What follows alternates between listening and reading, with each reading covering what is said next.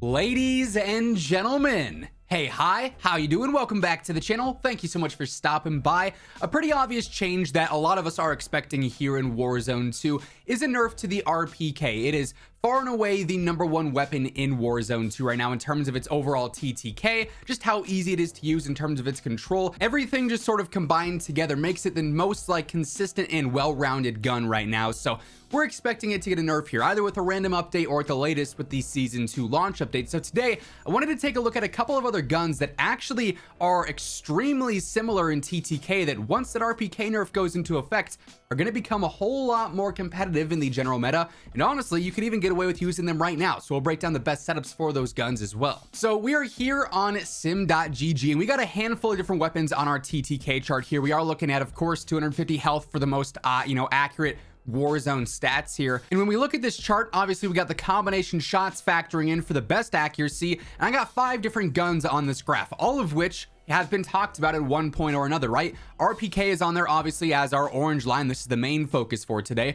We actually have the Sakin on there, which is one of the easier LMGs to use, has really good control and one that I actually really enjoy using. The RAPP, which actually has a ridiculously fast close range TTK, as you can see. The Kastov 7.62, which as we've talked about before is the #1 TTK rifle and actually just slightly slower than the RPK. Then also the TAC 56, which everyone is really enjoying because it's super easy to use, but as you can see, it has a pretty slow TTK in comparison to these other options here, which I think is particularly interesting and definitely brings it into perspective why, you might choose this over the TAC 56 or choose the Sakin over the TAC 56, etc., etc. But as we can see on this graph here, we get a very interesting story when it comes to what is close to our orange line here, what's close to the RPK. So we can basically remove the TAC 56. That's not obviously in the conversation here whatsoever. But then we look at the Kastov. This is actually pretty solid. Like I said, it's like right there, about even through the first 28 meters with the RPK, but then it drops off a little bit sooner and it actually drops off a little bit more severely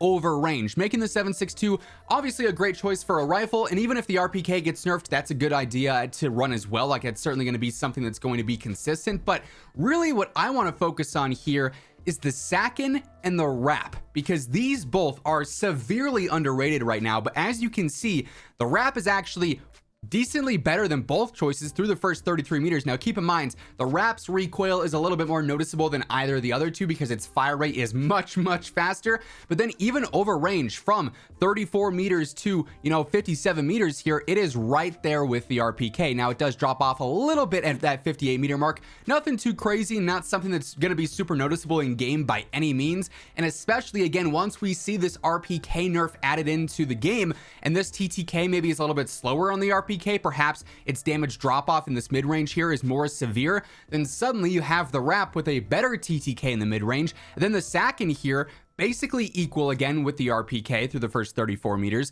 and then it actually has a better TTK all the way up to 60 meters, where then it does drop off a little bit more harshly, but still, even that distance there at 60 plus meters, you're looking at a pretty small gap here. Sakin at 783 at 63 meters, the RPK at 725, so less than 100 milliseconds. And again, if that RPK nerf goes into effect, suddenly this is a lot closer, and the Sakin being so easy to use is going to have a ridiculously fast, realistic TTK over these longer ranges here. So LMGs this year, for some reason, are just so consistent and so reliable in terms of TTK, in terms of control. And these two are certainly options here that could absolutely become the long-range meta. And they're already in this conversation clearly in terms of what their TTK can produce now and what you can actually do in-game with these guns if you know what you're doing with them. Now, I do want to jump over to Warzone 2 and break down the best setups and all the tuning for the RAPP and for the Sakin here. But as we get into that, just a reminder, if you are new to the channel, every single day I got you covered with all things going on in COD,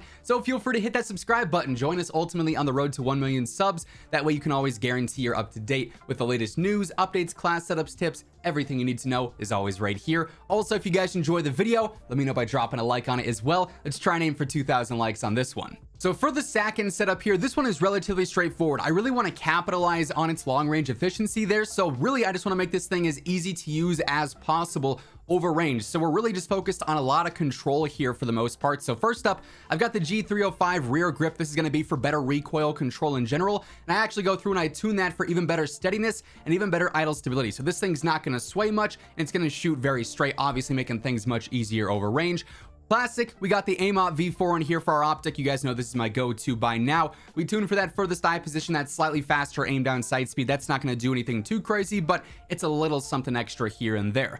I also go for the Ripper underbarrel, per usual, my go-to underbarrel here for that better stabilization, and also for the fact that we can tune for even better recoil stabilization, and also better idle stability as well. So again, just making this thing even more accurate over range. I do go for the Custovia suppressor here. You could also go for one of the better velocity increasing ones as well, but this one obviously is going to help out with that recoil control, and I tune this for that better velocity as well, on top of the slightly faster ADS there with that left graph. So getting a lot of pros out of this setup in general. Lastly, we go for the Silver Series barrel here. This is going to be for better range, better velocity, and better control. All obviously huge pros for long range. And we tune this for that better damage range and then also the better recoil steadiness as well. So this thing is going to be just super easy to use in the grand scheme of things. Low recoil at 40 meters, at 80 meters, at 120 meters. Not going to matter. You're going to be able to fry with this thing. Absolutely a top tier long range choice. And then for the RAPP, again, this one is a little bit more difficult to use just because its control is not nearly as straightforward as the RPK or as the Sakin,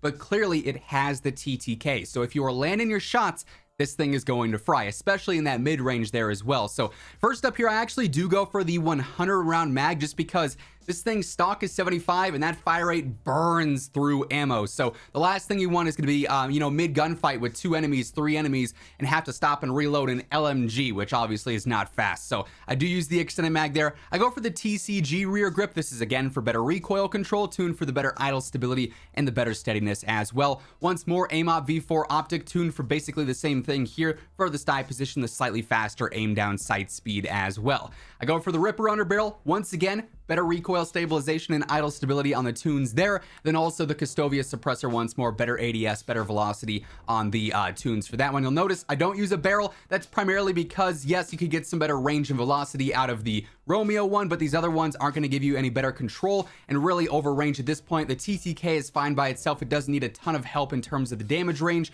Really, you just want to make sure you're landing your shots, and without any control benefits here, I feel like you don't necessarily need that. You can get that elsewhere by replacing that attachment, with our underbarrel, with our rear grip here. So that being said, that's the future of the long range meta here. Definitely recommend jumping in even right now before the RPK is nerfed. These are holding their own. After that RPK nerf, they are going to be extra spicy. But that's going to wrap things up for this one. If you guys enjoyed the video, let me know by dropping a like on it. And if you're new here, feel free to hit that subscribe button, turn on those post notifications. That way you can always guarantee you're up to date with all things going on in COD. But once again, thank you so much for tuning in. And until next time, take it easy, have an awesome rest of your day, and I'll catch you guys later. Peace out.